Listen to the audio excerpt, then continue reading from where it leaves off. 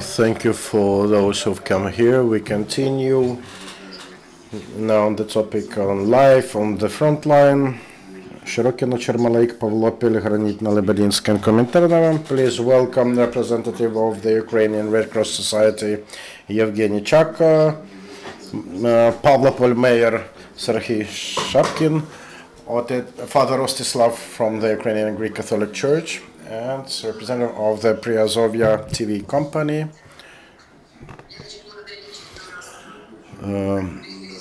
Thank you to the Ukrainian Crisis Media Center for providing this platform to discuss our problems in Mariupol, to have us heard.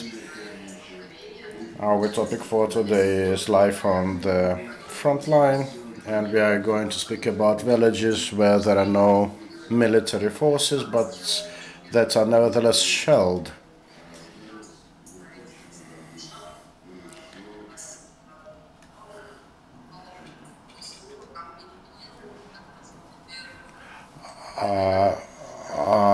I'd like to give the floor to Serhiy Shapkin, from Mayor of Pavlopol. How do you live there?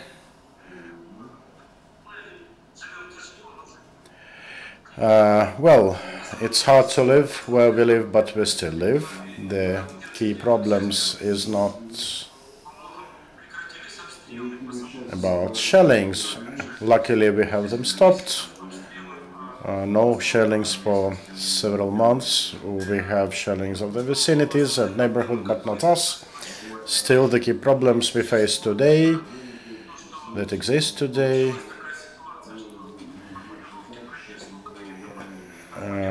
they are related to the fact that the government of Ukraine has deemed us as to belong to the front line, and we are sitting in between two block posts, one of the Ukrainian army, one of the separatists, and people find themselves in difficult situations many times because of those interim provisions of traversing the conflict line. Effectively, from 17th of June, we were banned from using passenger bus transportation routes. Before, we had problems with transportation, but even during the shelling, we would say evacuate people using public transport buses. Now we cannot do it. Same goes about foodstuffs delivery. We have our food stores closed because there is no possibility to bring in any foodstuff. Shortages of fuel materials are extremely sharp. So now we would have to cut the grass around the settlement to prevent from wildfires in this heat season. But we have no fuel to start our tractors, and this regulation effectively prohibits us from having even 5 liters of diesel fuel for the tractor. There are huge problems with humanitarian aid transfer. The key block post is located in between our village and Mariupol at the distance of 5 kilometers, and people have to walk on foot. Not everyone is strong and healthy enough to do it in the summer heat season. And I think that these issues could have been resolved provided the will from the government to do so. We are now preparing lists of our residents for the International Red Cross Society, and there are totally 220 families with 480 residents in total. Since December, we have been in the Volnovakha district, and we have just started re-registering us in this region of Volnovakha district. It is nearly impossible to work in these conditions because you have to make lines for 5 or 6 hours to cross the block post. The block post operates from 6 in the morning to 8 in the evening. And if you don't make it within the specified time frame, you're out. What about medical and healthcare in your village? No healthcare whatsoever. Last autumn, we really enjoyed medical assistance provided by Hardest Holding Enterprise. They provided us with medications, and whenever we had military wounded and civilian wounded, we would provide medical help to them on site.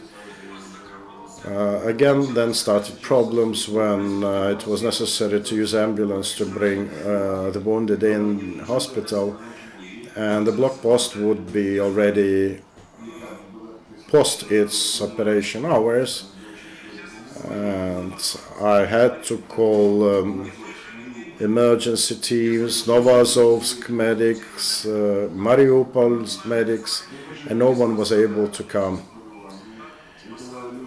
Or take a situation when there is a fire in the village.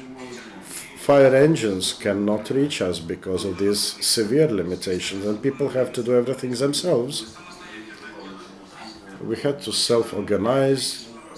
We are restoring electricity supply lines ourselves. We arranged some water supply capacities. We tried to find sponsors to buy electric assembly equipment to do things that we need. And we see people really working selflessly to restore energy supply in the village. And it's really amazing to see how many forces people have. If it was on the other side, from Mariupol, would it be easier? Yes, it would be easier to get pensions for people, but the work on the checkpoint would be the same. In Granitne, they joined to Mariupol, and they have two villages, and they have a problem. They cannot pass.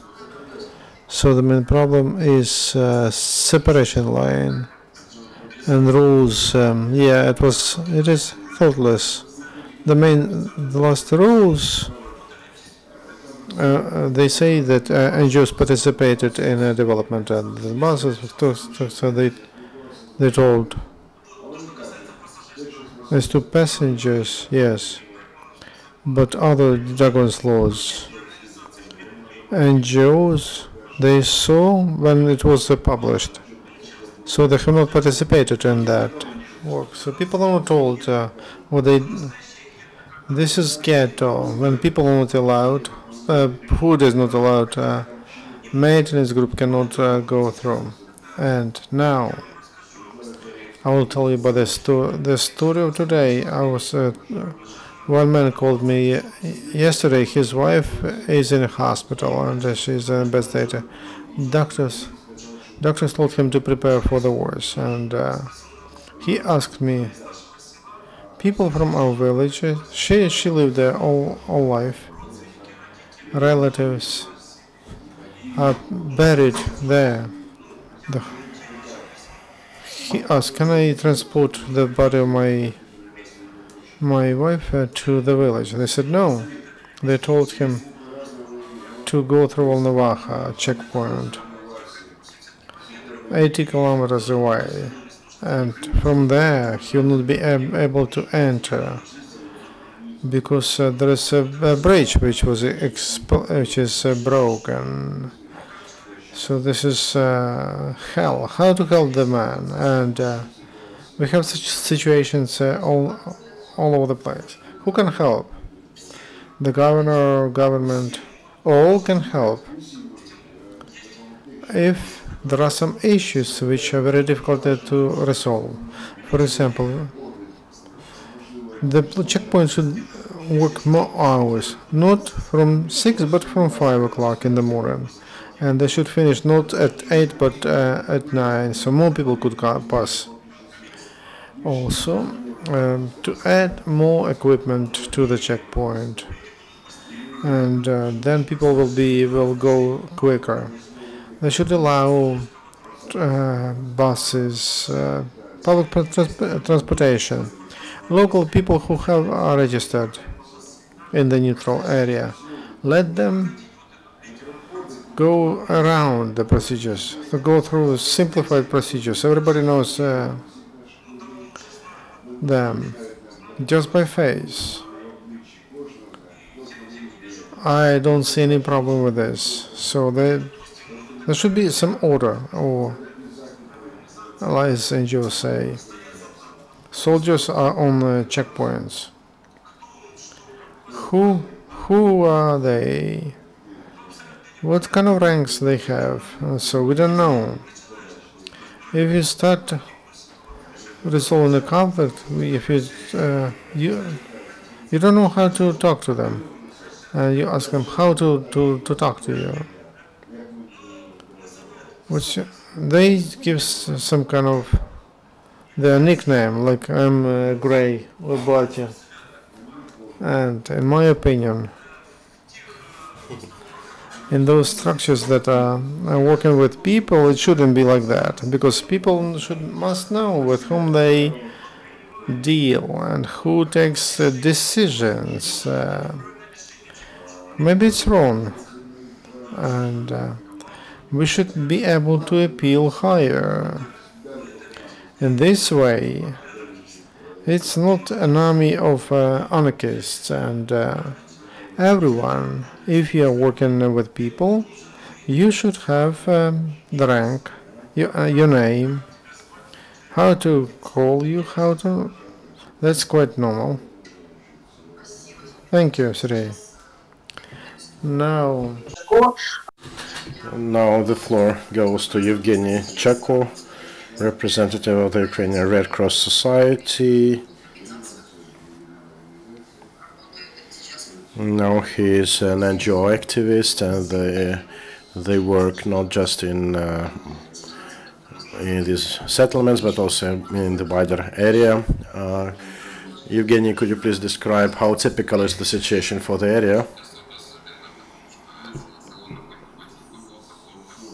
The situation with the village of Serhiy is of somewhat particular nature because it is behind the block post. We go to settlements on the Ukrainian territory, but in close vicinity to the front line.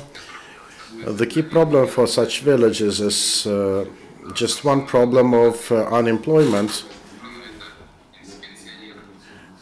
To the extent that retired persons are seen as the richest ones in those settlements because they can regularly get their retirement benefits, and younger people cannot land a job themselves.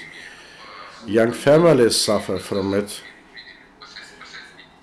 At times they have many children. At some point we saw a family with 6. Both parents were forcefully unemployed. The problem is that the company that was involved in agricultural production and was a monopolist in the area is now unable to carry out its operations. So the people have to lynch based on social benefits.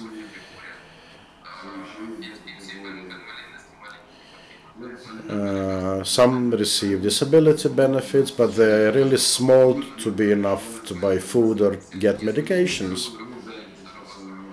And if people would be employed, they would be able to look after themselves. In many settlements, we see open food stores with food products inside, and people being unable to buy something from them. We saw a similar situation in villages around Avdiivka, with people really being unable to make their ends meet.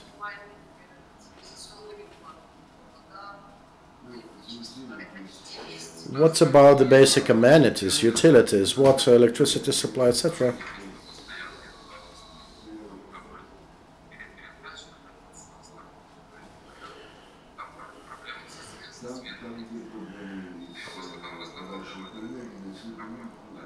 there are some problems with electricity supplies, particularly for those settlements that have their supplies going through the territory of DNR or LNR, but also from the Ukrainian side as well.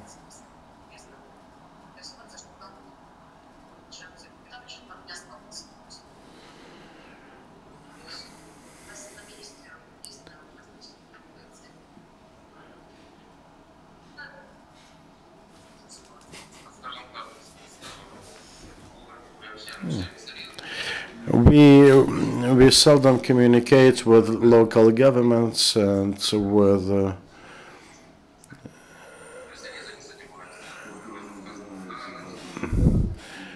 but we know that there are social officers that try to compile databases of those in need. They try to deliver aid.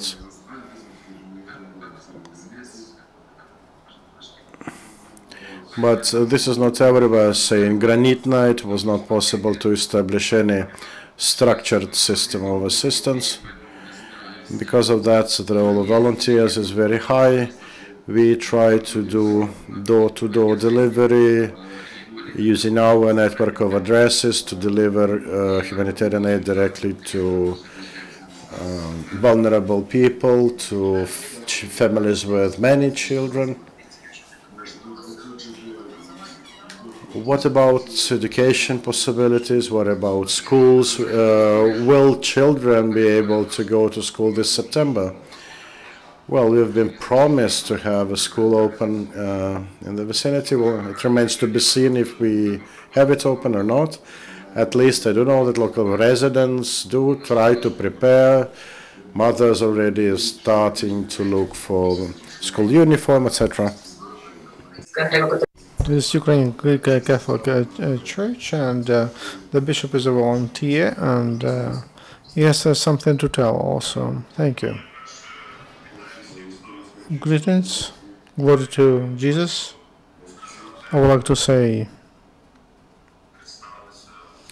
to introduce that I am also, we are working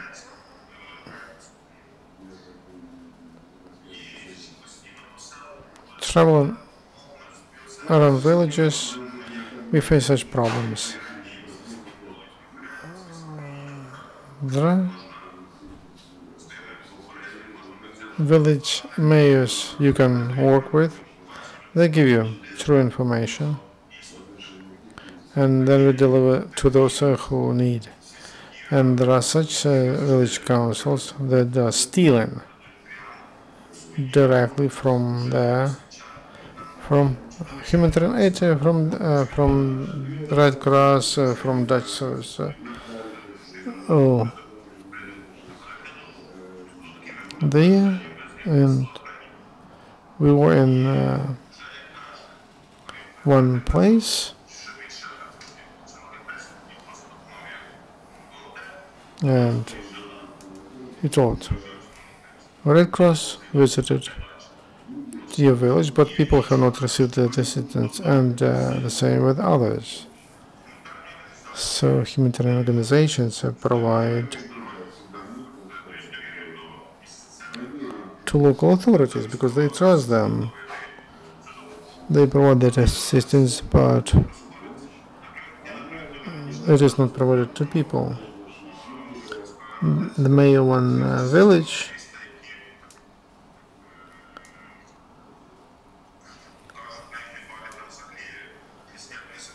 and people say that in Chermalyk they have treasures in the cellar. I say, that's what I say, that is not allegedly, but and I don't say about all. I beg your pardon, one by one, because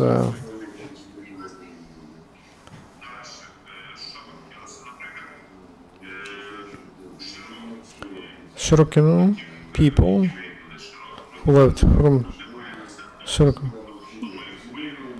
Some people, some of them live in Mariupol somewhere else with their relatives. Village council, as such, is not in Mariupol. Village activists, they get around Pozhovanov church, and they bring people.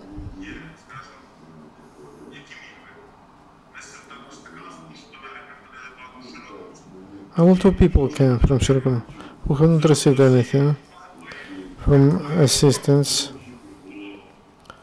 that was for them. It's not a problem of village mayors. I speak about activists of the village who work against, and they didn't give assistance to pro-Ukrainian people on purpose. I didn't take it. I have the list of those people who have not received. I can show you. That's a big problem. And the problem is also that we don't have such a procedure how to help the people who live on a separation line. We want to help to one village, and I spoke to Serhiy for me how to deliver food to that village. He told, no way, because the checkpoint will not allow you to go through. Okay. Let's resolve that issue. For charity organizations, volunteers to be able to help to Pavlopol and to other villages, because that's important, and that is more an issue not for the village mayor, though he should participate actively. This is the problem with the governor, who should work on that. That's his problem. As far as I remember, it was promised to village that they will not leave anyone. As to education, Yevheniy told. In Granitne we saw how a boy was preparing for assessment without any communication, without any lights. So he was preparing to assessment somewhere in his backyard. He was about to go to Volnovacha from Granitne, and there is the only road of life, which goes in parallel to front line, 200 meters from battles. So people who are there, they could get under shelling. I don't know. I would like to see. The question is how to make that educational work in Pavlopil and Granitne and other villages, how to do it for kids to go to school. There should be a tool, and we don't have such a tool, and even if they will not, they don't work here.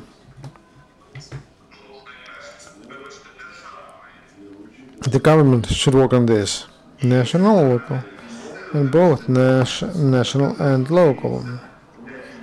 We on the state level we have an unannounced war. We have ITO, but here it's a war.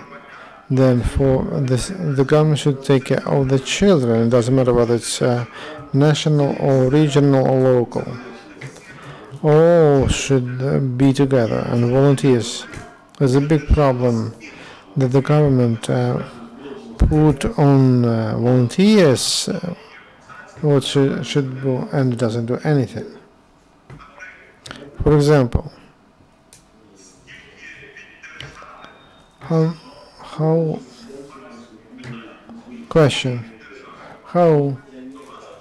to Pavlopol? What is humanitarian assistance did you receive to Pavlopol from the government Ukraine? Nothing. And what about from charity organizations?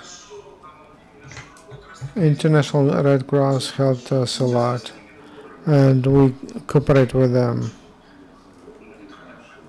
on issuing humanitarian aid. Akhmetov's Fund and Mariupol Red Cross helps with the Dutch Council Committee on IDPs, but they have a problem with checkpoints, and they don't. We're planning to bring construction materials. Even now, we speak about. Now, I ask, and I would like to call our state of Ukraine.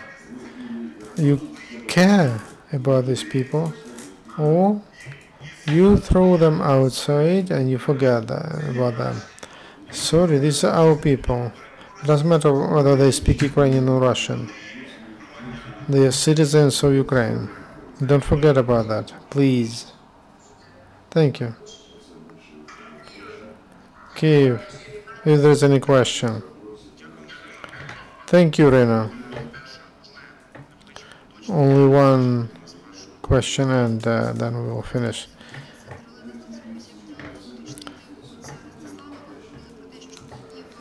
Father Rostislav, you say that there are facts that humanitarian assistance doesn't reach people. It's about Chermalyk and Shyrokyne, right? And to Mr. Shapkin, mood of people, very briefly, because they are on the line of separation, very close to checkpoint, the checkpoint of Dinah. What is the mood of local people? I will start by saying that this is the these are the villages Chermalyk and Granitne. There is no one in Shyrokyne. There is a village. There are village activists in Mariupol that have no relation to the village council.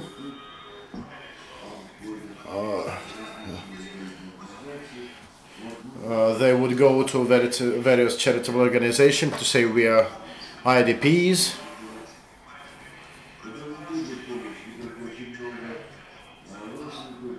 And there are people who stay in Mariupol getting their salaries and pensions there.